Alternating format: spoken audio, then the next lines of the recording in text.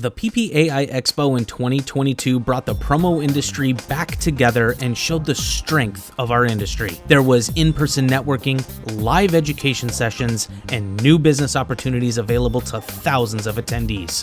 Whether you're suffering from FOMO or itching to get back, we have some great news. Registration is now open for the PPAI Expo in 2023. There's no better way to kick off the new year than connecting in person with promo friends while growing your knowledge and finding ideas to bring back to your clients at the largest promotional products trade show. If that sounds like the perfect start to your year, then make sure you mark your calendar and register for the PPAI Expo in 2023 at Mandalay Bay Convention Center in Las Vegas. Exhibits open on January 10th through the 12th, and the PPAI Expo Conference is on January 9th. Don't miss this opportunity to invest in not only your business, but also in yourself. Visit ppai.org/expo to learn more and register.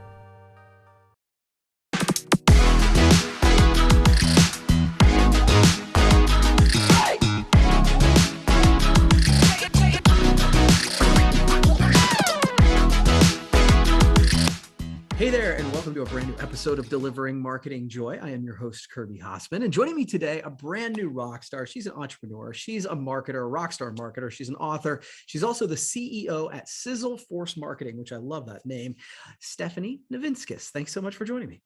Oh, thank you, Kirby. I'm so happy to be here. Oh, absolutely. Absolutely. So, doing a little bit of research about you, you've dedicated, much of your career to marketing and you're celebrating your 27th year in the industry. So first off, congrats. Thank you. That's amazing. Now, over the years, I got to think that you've had thousands of marketing campaigns. Some of them were probably amazing successes, and some of them were probably fairly epic losers. So it's just the math of it, right?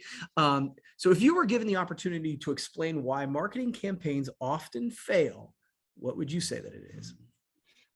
All right. You know why they often fail is because people are so excited to jump into tactics that they don't make time to really plan out a thorough strategy, right? Yeah. Like people are so excited. They're like, oh my gosh, I'm starting a company, or I've decided, maybe I've had my company for 15 or even 30 years and always relied on referrals, but times have changed. And so we're going to get on social media, or we're going to start email marketing, or we're going to, whatever, fill in the blank, right?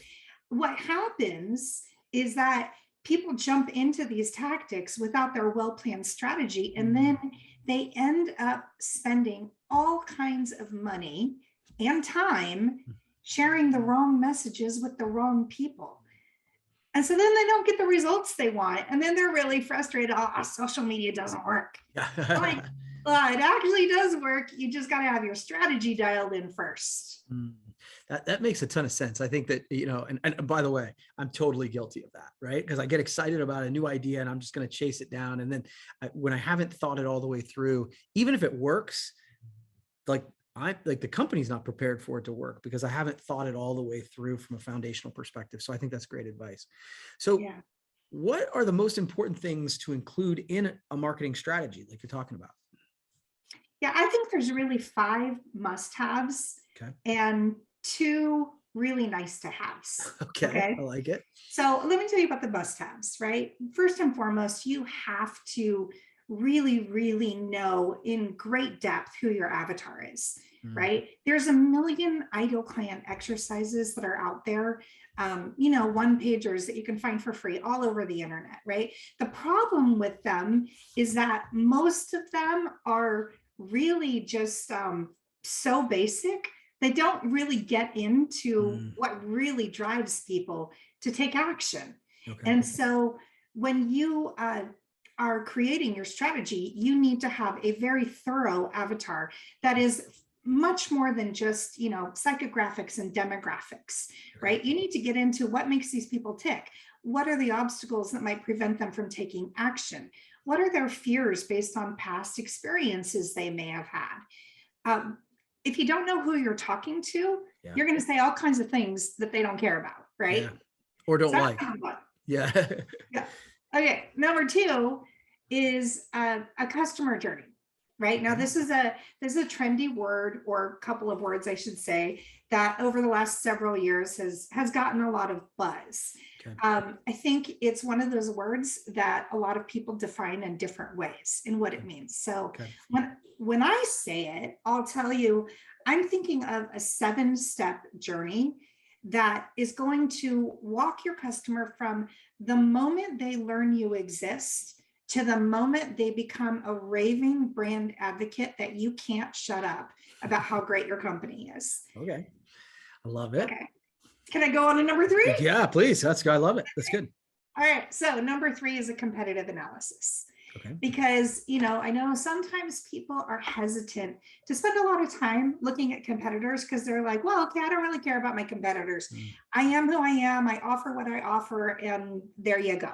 Right. But I think this is a really big mistake, because if you think about it from a consumer perspective, which all of us are, even if we're marketing a company, we're consumers for something else, right? If you think of it from that perspective, all of us are doing our due diligence most of the time before making any significant type of purchase, right? And so we're looking around. So if your competitors are saying X, Y, Z, and you don't know it, it puts you at a great disadvantage, right? And then you need to know, okay, well, what can I say that makes me different and better for my ideal client? Maybe not for everybody, but for who I really want to target. Yeah, no, that makes, real quickly, I think that makes a ton of sense. And I think there's a difference between at least understanding what your competitors are doing and obsessing with what your competitors are doing. I think that obsessing is unhealthy, but just understanding sort of their go-to-market strategy, I think that makes a ton of sense. 100% agree. Yeah, it's not something that should fill you with fear. It's something that should empower you. Right. To know that, you know what, this is how we're going to, put our flag right here in the marketplace, and this is what we're going to stand on. That makes us special. Right. Love it. Cool. So number four, we've got the brand blueprints. Okay. And this is a guide that covers everything from, what are your colors, your fonts, the uses of your logo, to going really deep into your messaging and the voice of your company and how you're going to show up. Right. And it gets down into the intricacies of things that sometimes people, again, they don't realize how important this is. But there's little word choices that you don't even realize really irk you, right? That you're like, we never say that. Like, for example, I was working with a client yesterday, and he has a product that involves brain training, right? Okay. And yesterday I learned that saying the word mind is an absolute no-no. We never say the word mind. We only say the word brain. I was like, oh, good to know, right? Because, here we could be, writing social media or blogs or, anything marketing the company, thinking, oh, it's kind of the same word. But it's not, and that he has very specific reasons for it. So you need a guide that covers that. And then the fifth one is a marketing calendar, because you can have all these things all sliced and diced and beautifully lined up. But if you don't have a calendar, a plan of when you're going to do what and exactly what the what is, right? Exactly what you're going to do, then it's just a bunch of really good ideas that are going to get dusty inside of your computer. Yeah, no, totally. And I always say that ideas are important, but execution is the most important. And by putting it all out there like that, it allows you to execute on it better. So you mentioned 5 must-dos. There's 2 maybe nice to haves. Can we have those? Nice to haves. Absolutely. So number 1 is going to be a funnel map, right? Okay. And this is something that, you need to have a plan of, well, what are you going to do? And how are you going to reach out to people? And what are you going to say all the way throughout the journey of them first learning about you to when they're actually purchasing your product, and then after they purchase your product, right? So that funnel map is super important also. And then your keyword research, if you're doing anything where you want the favor of Google and you want to show up, right? If you don't do keyword research, I talk to people all the time who are like, oh, I've been blogging for 3 years every week. And I'm like, wow, really? That's fantastic. Let me Yeah. take a look at your blog. And then I look at it and, they've been sharing their industry expertise, and it's good information, but it's not optimized for any keywords. It's not written in a way that the search engines are going to favor. And so really, more than anything, they kind of just wasted 3 years of their time. Man, that's So powerful. we don't want to do that, Yeah, right. No, that makes sense. So obviously everybody needs to market their organization. So from your perspective, is it better to hire employees to handle your marketing work? Do you do it with freelancers, or is it better to hire a full-time agency? I'm going to go with none of the above. Okay. Is that acceptable as an Sure. answer? Sure. Well, let me explain why. Okay. Because hiring employees, yeah, if you have a $500,000 a year budget to bring in a marketing team, then that can be great. Okay. But most small business owners aren't there yet, right?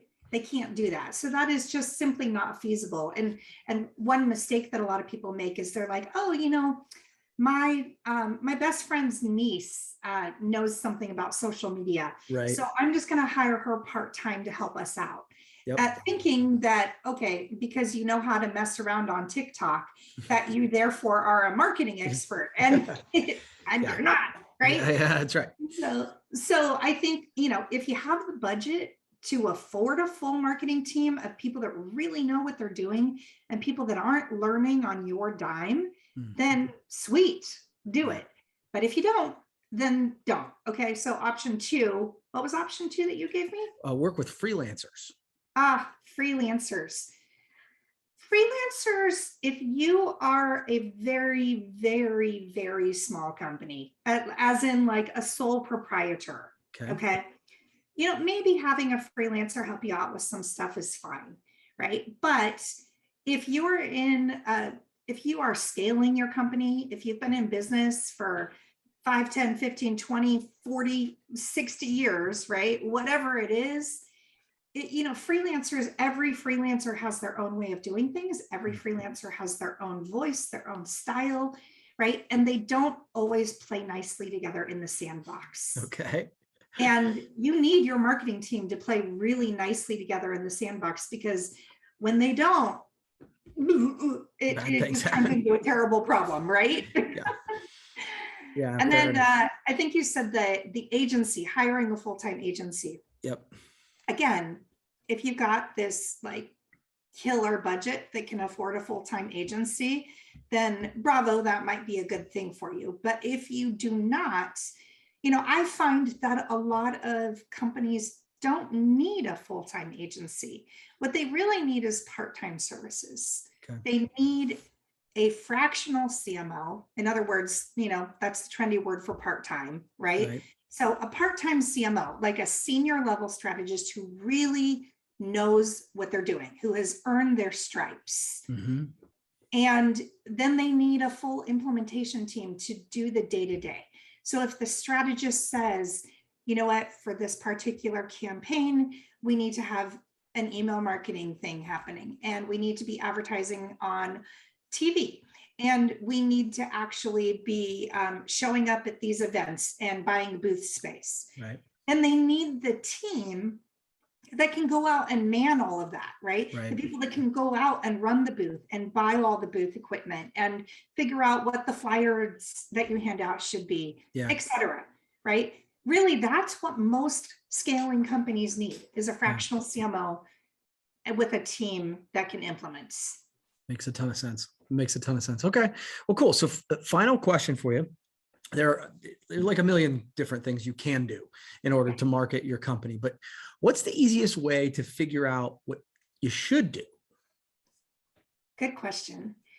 I think that one of the most important things that you need to do is you really need to get clear on what stage of marketing your company is in. Okay. Right. So I believe there's 5 stages. Okay. The first one is the visionary stage. And this is when you have a really big vision, you're super excited, but you're pretty overwhelmed. You're feeling like kind of lost, kind of like, oh my gosh, this marketing stuff is a whole job in and of itself. And I don't have time for this. The second stage is what I call the explorer stage. And this is when you have some of the basics dialed in, but you are struggling to really clearly articulate a message that deeply resonates with the marketplace, right? You kind of just sound like everybody else. You're playing it safe, not disturbing anything, and really not making a dent. So you're not getting really noticed, right? Okay. The third stage is the builder stage. And this is when you are getting noticed, but you're suffering from shiny object syndrome, right? Right. So I call this half-built bridges also, right? Like you built a whole bunch of bridges halfway, and then when someone walks across it, everything's great. They're having a great time walking across the bridge, and then they fall into the water and it's all over because the bridge wasn't completely built out. Right. So you need that clarity. You need to be able to turn off shiny object syndrome and make some really clear decisions and stay focused. So then the fourth stage is the achiever phase. Okay. And this is when your marketing as a whole is really dialed in, but it's time to optimize everything, right? It's time to get super clear on your metrics, super just knowing that this works for our company. Does it work for every company? Maybe not, probably not. In fact, 99.9% of the time, no, but it works for us. And so you take what works and you optimize it to maximize every sale that you can with every customer that you have. Wow. And then that fifth stage is the master stage, right? Which, that's kind of the pinnacle. We all want to be the master, right? You got most of your marketing on autopilot at this point, but you really, it's all about dollars at this point, okay? Right? You've got, you know what works, you've got your messaging dialed in, you've got your avatars all figured out, you're getting noticed, you're attracting leads, but now it's time to stretch every dollar as far as it can be stretched and to maximize every opportunity you have, and also to build that community of raving fans who market for you. So I think those are the 5 different phases, and you've got to figure out which phase you're in. It's not always as easy as it sounds to determine that. Sometimes, you can hear the descriptions I just gave and be like, oh, that kind of sounds right. Oh, well, actually that one kind of sounds right too. Right. And well, I think I'm a visionary in this part of my business, but I'm a master in this part. Right? Okay.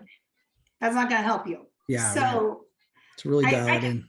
What's that? I say you've got to really dial it in and figure the answer out. You do. And, I just saw there was a lot of confusion in the marketplace when I started sharing this with people, and they really were struggling to assess where they were at correctly. So I created a solution. Okay, cool. Well, please, by all means, tell us about it. Yeah. So I have a quiz that I created. It's real quick. You can finish it in less than 5 minutes. Okay. I'm going to ask you some very specific questions. And then when you're finished with the quiz, it is going to tell you what stage you're at, right? Okay. So you don't have to guess anymore. And cool. It's free. So Kirby, I'd love to give it to your listeners for free. That would be amazing. Where do they go to find the quiz? Yeah, you can go to sizzleforce.com/quiz. Perfect. All right. Well, that's very generous of you. I really appreciate you taking the time, Stephanie. This has been super informative, and I can't wait to find out which stage I'm in. I'll have to go check out the quiz myself. So that's really cool. Stephanie, I appreciate it. Thanks so much. And we'll have to do it again sometime. Okay. Yeah. Awesome. Thank you. Have a great day. All right, cool. Well, that's going to wrap up this edition of Delivering Marketing Joy. We'll see you next time.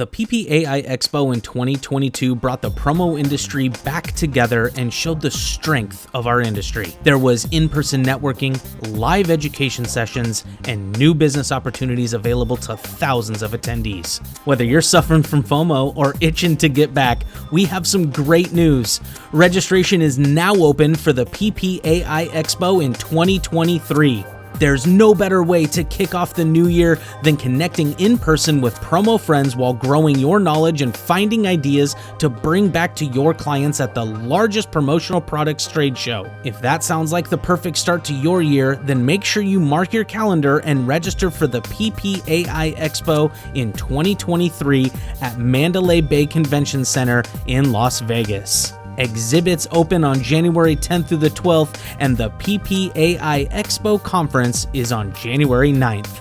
Don't miss this opportunity to invest in not only your business, but also in yourself. Visit ppai.org/expo to learn more and register.